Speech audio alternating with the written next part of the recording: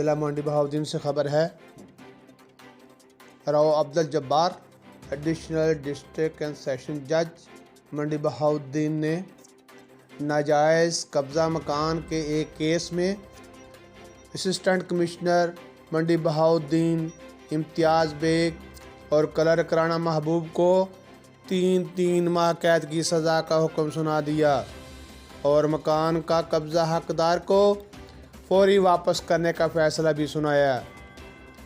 इतला के मुताबिक फ़ैसला तहरीर होने से कबल ही असिस्टेंट कमिश्नर मंडी बहाउद्दीन इम्तियाज़ बेग को माजरत करने की वजह से मशरूत माफ़ी दे दी गई, जबकि क्लर्क राणा महबूब को फौरी तौर पर गिरफ्तार कर लिया गया। ये बंद नहीं होना चाहिए।